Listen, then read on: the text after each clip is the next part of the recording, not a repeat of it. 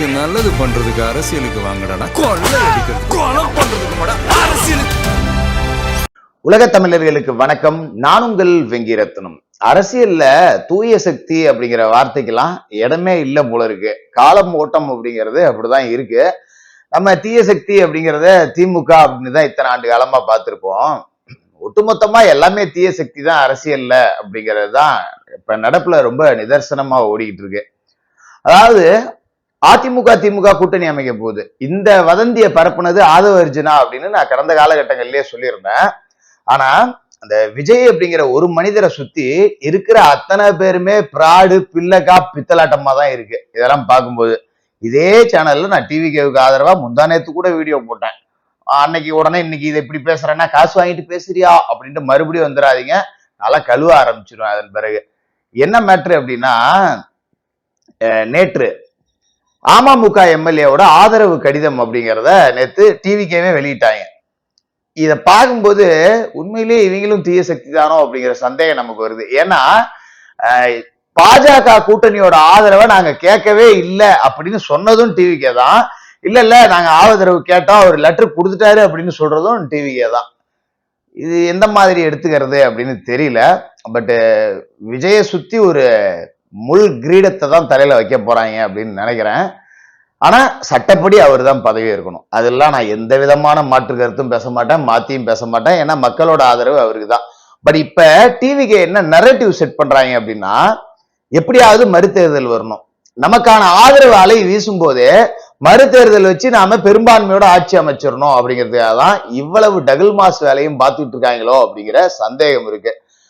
அதாவது AMMK MLA BJP கூட்டணியில வெற்றி பெற்றவர் தானே, அவர்கிட்ட ஆதரவு கேட்கறதுக்கு நேரா எடப்பாடி கிட்ட கேட்டா நீங்க யாருகிட்டயுமே நிக்கணும்னே அவசியம் கிடையாது, ஒரே இதுல முடிஞ்சிருச்சு இல்ல வேலை. ஆனா எடப்பாடி கிட்ட கேட்க கூடாது, அமமுக எம்எல்ஏ தூக்கணும், தீய சக்தின்னு சொன்ன திமுக கூட்டணியில எல்லாத்தையும் தூக்கணும் அப்படின்னா இந்த ஆட்சி அமைஞ்சிடக்கூடாது அப்படிங்கிறதுல டிவிக்கே ரொம்ப உறுதியா இருக்கும் அப்படின்னு தான் நான் நினைக்கிறேன். இதை யோசிச்சு பார்க்கும்போது அப்படிதான் தெரியுது. ஏன்னா இப்ப ஆதரவு அலை இருக்கு. ஐயோ பாருங்க, அண்ணா திமுக திமுக பிஜேபி எல்லாம் சேர்ந்து எங்களுக்கு ஆட்சி அமைக்க விடாம பண்றாங்க, மக்களே நீங்களே நியாயம் சொல்லுங்க அப்படின்னு மறுதேர்தல் நடத்தினா விஜய்க்கான வெற்றி இருக்கு. இது நமக்கே தெரியுது. அப்படிங்கிறப்ப அதிமுகவுக்கோ திமுகவுக்கோ தெரியாமலா இருக்கும், அவங்க விஜய் பெரும்பான்மையை நிரூபிச்சுட்டு போகட்டும் அப்படிங்கிற மனநிலைக்கு தான் எல்லாருமே வந்திருக்காங்க. ஆனா இந்த நேரத்துல டிவிகேவோட செல்வாக்கை குறைக்கணும் அப்படின்னா இந்த மாதிரியான பித்தலாட்ட வேலைகள்லாம் செய்யாம இருந்தாதான் குறைக்க முடியும். ஏன்னா இப்ப விஜய் அவர்களுக்கு மக்கள் ஆதரவு அப்படிங்கிறது இருக்கு. இந்த ஆதரவு குறைக்கணும்னா என்ன பண்ண முடியும்? ஆட்சியில உட்காந்து விஜய் ஏதாவது தப்பு செஞ்சாதான் ஆதரவு குறையும். விஜய் ஆளை விட்டு மக்கள் தேர்ந்தெடுத்து தப்பு அப்படிங்கிறத மக்களுக்கு உணர்த்தணும்னா விஜய் ஆளை தான் விடணும். இந்த மாதிரி வேலைகள்லாம் செஞ்சா மக்களோட கோபம் தான் அதிகமாகும். என்கிட்டே நிறைய பேர் போன் பண்ணி இந்த மாதிரி இந்த கட்சிகள்லாம் பண்றாங்களே அப்படின்லாம் அழுதாங்க. இந்த நரேட்டிவை தான் டிவிக்கு விரும்புது அப்படின்னு தான் நம்மளால பார்க்க முடியுது.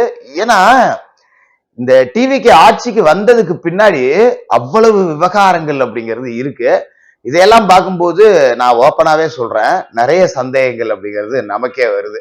சரி ஓகே, அது கால ஓட்டத்துல எல்லாமே அம்பலப்பட்டு போகும், எவன் தப்பு செஞ்சாலும் மக்கள் பார்வையிலிருந்து தப்பிக்க முடியாது. சரி, இப்ப அடுத்து வாட் நெக்ஸ்ட் அப்படின்னா, இந்த ஆட்சி அமையணும் அப்படின்னா விசிகா ஐயுஎம்எல் இவங்க எல்லாம் கொடுத்து கொடுத்து பல்ட்டி அடிச்சுட்டு கிடக்குறாங்க. ஆனா இன்ன வரைக்கும் அவங்க ஆதரவு கடிதம் கொடுத்தாங்களா அப்படின்னா இல்ல.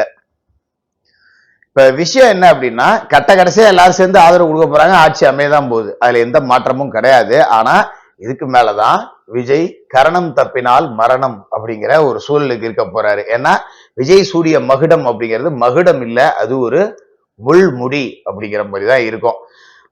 குறிப்பா காங்கிரஸுக்கெல்லாம் மந்திரி பதவி கொடுத்தீங்க அப்படின்னா கொடுக்கறதா சொல்லியிருக்காங்க 2 மந்திரி. காங்கிரஸ்காரங்க எப்படிப்பட்டவங்க அப்படிங்கிறத கடந்த கால கோஷ்டி பூசல்ல நீங்களே பார்த்திருக்கலாம். அது மாதிரி நீங்க ஒவ்வொரு மாநிலத்திலயும் எடுத்தீங்கன்னா ஒவ்வொரு கட்சியா வேலையை முடிச்சுக்கிட்டே வராங்க. ராகுல் காந்தி மாதிரி ஒரு உலக மகா பீடை உலகத்திலேயே பார்க்க முடியாது போல இருக்கு. காங்கிரஸை மட்டும் ஒழிச்சது இல்லாம போற வர்ற எல்லா கட்சியும் புஷ் அப்படின்ட்டு இருக்காப்புல. எல்லா கட்சியும் முடிச்சு விட்டாங்க, ஒவ்வொரு கட்சியா முடிச்சுட்டு கட்ட கடைசியா இங்க வந்து திமுகவையும் முடிச்சு விட்டு இப்ப அடுத்த சவாரியா டிவி கேட்ட போயிருக்காங்க, டிவிகேவையும் முடிச்சு விட்டுருவோம் அப்படிங்கிற மாதிரி போயிருக்காங்க போல இருக்கு.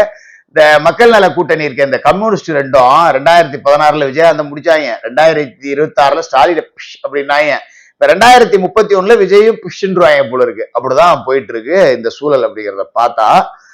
அதோட திருமாவளவன் யோசிச்சு பாருங்களேன். இன்ன வரைக்கும் சாதி சார்பற்று மத சார்பற்று எல்லாரும் விஜய்க்கு வாக்களிச்சாங்க. நீங்க திருமாவளவனை கூப்பிட்டு பக்கத்துல உட்கார வச்சீங்கனாலே விஜயோட கட்சிக்கும் சாதி சாயம் அப்படிங்கிறது பூசப்படும். ஏன்னா அதுவும் ஒரு சாதி கட்சி தான். நம்மளோட பார்வையில் எல்லாரோட பார்வையிலுமே அது சாதி கட்சி தான், குறிப்பிட்ட சாதியினருக்கான கட்சி. ஆனா நாங்க சமூக நீதி கட்சின்னு வடை சுடுவாங்க.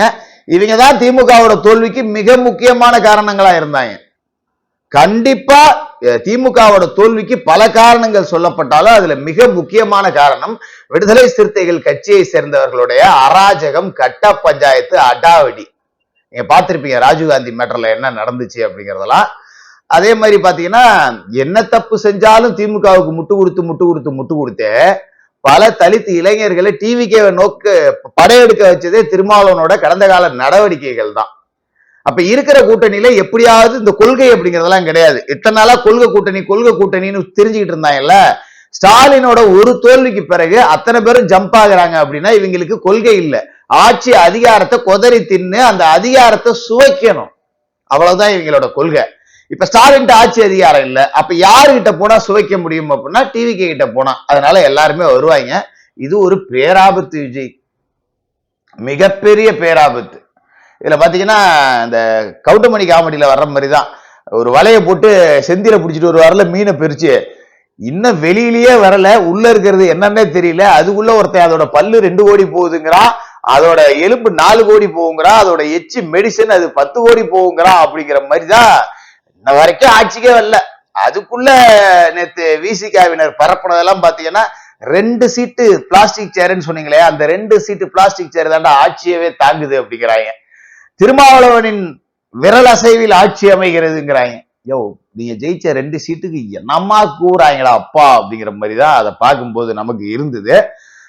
மற்றபடி இந்த ஆளுநர் விவகாரத்துல மிகப்பெரிய ஒரு தப்பு அப்படிங்கிறத பண்ணியிருக்காங்க. நேற்று அமமுக எம்எல்ஏவோட ஆதரவு கடிதம் அப்படிங்கறத கொடுத்தாங்க, அது இல்ல அப்படின்னு இருக்காங்க. ஆக்சுவலா உண்மையிலேயே என்ன நடந்துச்சுன்னா, நேற்று ஒரு முகத்தை மூடிட்டு போனார்ல அவர் அமமுக எம்எல்ஏ காமராஜ். அப்ப இதுக்கு பேரு குதிரை பேரம் தான். இந்த பேரம் நடந்ததுக்கான ஆதாரத்தையே டிவிகேவினரே விடுறாங்க, கார்ல வச்சு கையெழுத்து வாங்குற மாதிரி. இது எப்படி சொல்றது, ஒரு பதட்டம் தெரியுதா இல்லையா?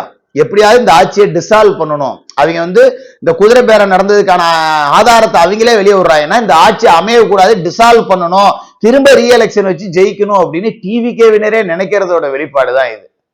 ரொம்ப கஷ்டம். 108 எம்எல்ஏக்களை மக்கள் கொடுத்திருக்காங்க.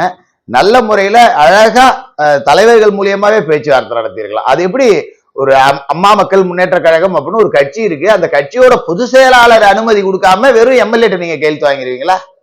இது எவ்வளவு பெரிய கேவலம் இல்லையா? இப்ப நம்ம இதை எல்லா பக்கமே எடுத்துக்கணும். நாளைக்கு 20 டிவிகே எம்எல்ஏ கையெழுத்து போட்டு இன்னொரு பக்கம் போறான்னு வச்சுக்கலாம், ஒரு உதாரணத்துக்கு திமுக பக்கமே போறான்னு வச்சுக்கோமே, அதை ஒத்துக்க முடியுமா டிவிகேவினரால?